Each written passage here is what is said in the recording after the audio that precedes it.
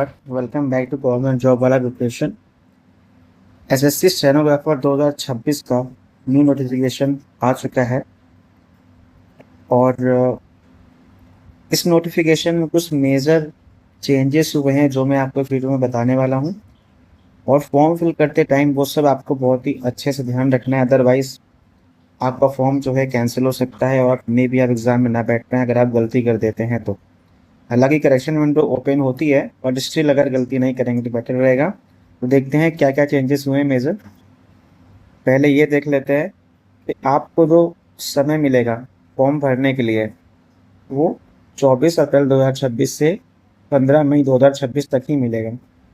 ठीक है, यानी 15 मई 2026 तक रात के 11 बजे तक आप लास्ट अपना फॉर्म भर सकते हैं, राइट। और अगर किसी की पेमेंट मान लीजिए पेंडिंग है तो 16 मई 2026 तक आप अपनी पेमेंट कर सकते हैं। अगर कोई गलती वगैरह हो जाती है आपसे तो 20 मई 2026 और 21 मई 2026 को आप करेक्शन करवा सकते हैं अपने फॉर्म में। और नोटिफिकेशन के अकॉर्डिंग जो एग्ज़ाम की डेट है वो जुलाई या अगस्त में आपका एग्ज़ाम जो है हो सकता है। सो अभी ज़्यादा समय बचा नहीं है, अप्रैल चल ही रहा है तो मई जून बस 2 ही महीने आपके बचे हैं। मोस्ट प्रोबेबली जो एग्ज़ाम है आपका अगस्त में होने के चांसेस हैं। आगे चलते हैं, वैकेंसी की बात कर लेते हैं। तो अभी जो वैकेंसीज हैं वो 731 वैकेंसीज अभी एसएससी ने बताई हैं और ये टेंटेटिव वैकेंसीज हैं।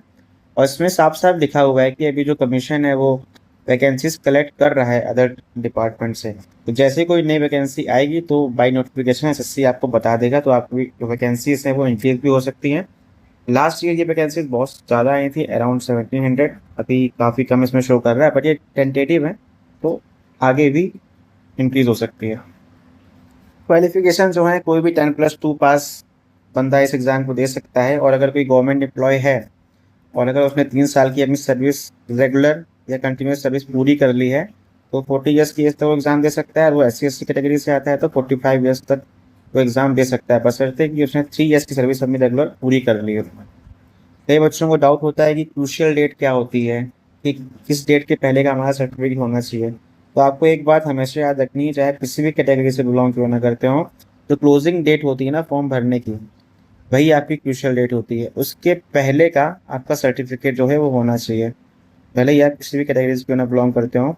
ओबीसी AWS के लिए थोड़ा सा और चीज़ें हैं इसमें।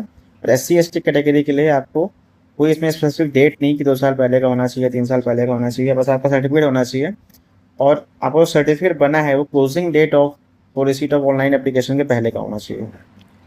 अभी बहुत ही इंपॉर्टेंट चीज़ के बारे में बात करने जा रहे हैं, जो चेंजमेंट हुए हैं इस बार। उसमें एसएससी ने साफ साफ बोला है कि आपको पहली बात तो वन टाइम रजिस्ट्रेशन जो होता है वो आपको करना पड़ेगा ऑनलाइन फॉर्म भरते वक्त, जो कि पहले नहीं हुआ करता था। अभी अगर आपने नहीं किया है अभी तक तो नई वेबसाइट आई है, उसमें जा करके अपना OTR जनरेट कर सकते हैं।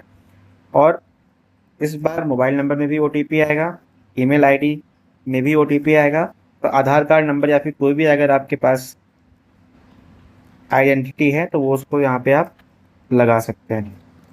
जो मेजर चेंज हुआ है इस बार वो हुआ है आपकी फोटोग्राफ को लेकर के।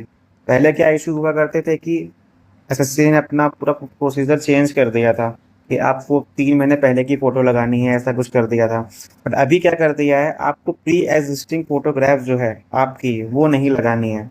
यानी कि आप फ़ोटो स्कैन करके या फिर फोटोग्राफ खिंचवा करके वो आप अपलोड नहीं कर सकते हैं।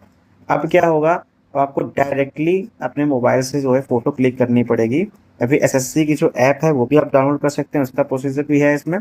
उससे जा करके आपको फ़ोटो क्लिक करनी पड़ेगी और वही अपलोड करनी पड़ेगी।